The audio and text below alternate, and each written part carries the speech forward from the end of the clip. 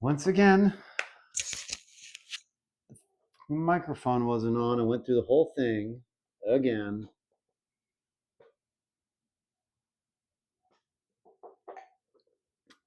Getting tired of redoing these, and like TikTok has deleted or nullified several of episodes from previous seasons as well.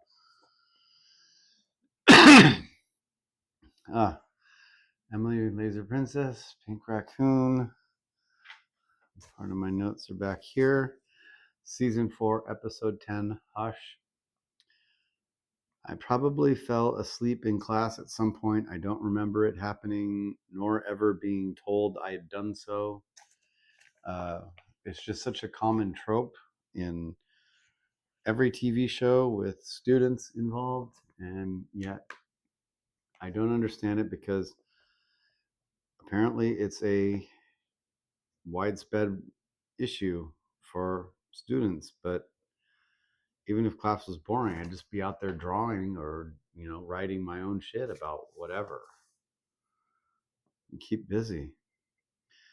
Kind of feel bad for Riley, even if he's an exceptional citizen of the progenitors, which is, it's a shitty thing to be, but he does kind of get a lot put upon over the course of this season. Anyhow, another favorite, largely because we never have to hear Xander for most of the episode. Yeah, Xander's vocal presence is not as evident, and that makes the episode much more pleasant to deal with. Oh geez, the poser Wicca group drive me nuts. Glad they aren't around much. Willow is correct. Fuck the fake witches. Not a fan of posers. And I've known so many. The dueling discussions of Buffy, Willow, and Riley, other army guy I can't remember, about secret identity stuff is amusing. Later in the series, I will remember the guy's name. He has a name. He's like Riley's number 2. Just can't remember his name. He ends up being converted into a Frankenstein zombie thing. And he gets his ass kicked. Oh yeah, was Olivia supposed to be recurring? Because I can't remember her after this episode. And again, it's the second time that name has come up in these, and I do not, for the life of me, remember the character at all. The Gentleman, great bad guy name. What with how often gentility is a pretext for obvious violence or oppression. Yeah. Like when someone, for example, calls for the eradication of people, a group of people, and then pays the ultimate price for their hateful politics, and then you laugh about it and people tell you, no, you have to be nice to that person, despite the fact that that person wanted to make sure that people like you don't have any right to exist at all. What is it, Michigan? They're trying to make being trans a 20-year felony sentence. It's ridiculous. Anyway, got to be nice about it when you talk about it. Yeah, don't know how much the gentleman's effect would affect me. No one wants to talk to me anyway, so I guess it would stop me from making these videos. And that would be a loss for humanity. God, I hate being alive. Buffy and Willow realizing the effect is fun. Phone call, lol. But they do have those phone systems for mute or deaf people, right?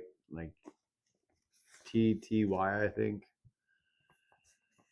I'm trying to remember it, but it was a long time ago that I had access to a landline. But there was something there were buttons you could push to basically have phone calls if you couldn't talk or hear or something. I don't know. Yeah. I'm sorry, I can't understand what that's like, and I'm not trying to make fun of anyone for it. It just seems like, yeah, it was kind of a joke on that basis. Like, why would you make a phone call if there was no ability to talk? I'm losing steam. Why are people sitting in the middle of the street crashing cars? How does not being able to verbally communicate have these profound sociological effects? It's just weird. The whole city is in abject chaos. How is that possible just because you can't talk to each other? Does that make any sense?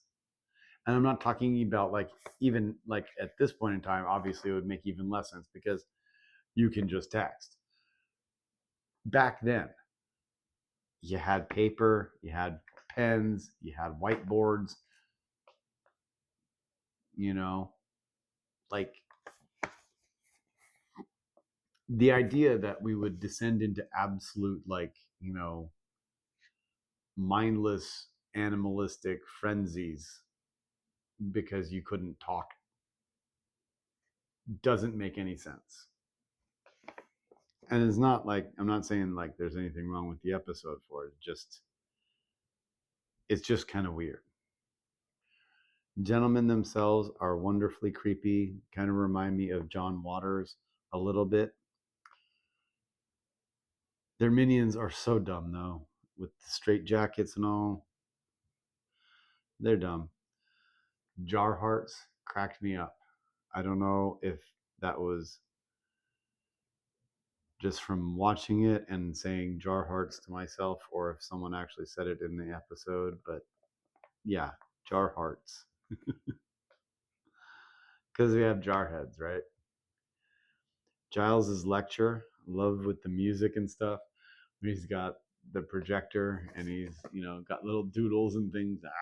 It's so good. It's so wonderful.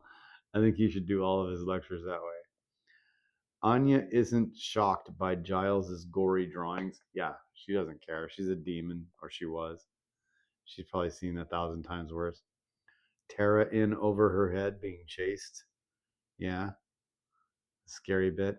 Well edited too in the climactic chase / fight scenes. Really gives the feeling of tension the story deserves. Just overall a great episode. Top 5, no doubt. Still gross, Spike eating food and all. Every time I just think about the guy Ballard in Chicago by Night.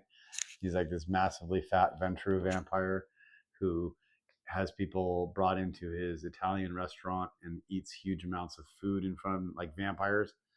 And so that it makes them, you know, grossed out and intimidated and stuff. Pretty fucked up character. The first Tara Willow proper moment. Eyes watering up. It is. It is a thing of beauty. And they send the thing flying when they grab each other's hands. Wonderful. Sarah Michelle Gellar can scream better than that, right? Sorry, I just forgot about that element. That last bit where she screams to destroy the gentleman. I don't know. Just not as good a scream as I wanted. There just aren't two more adorable people than Willow and Tara. Zero misinformation. Riley and Buffy have a lot to discuss. Yes, they do. But yeah, definitely one of the best episodes of the series. Hush.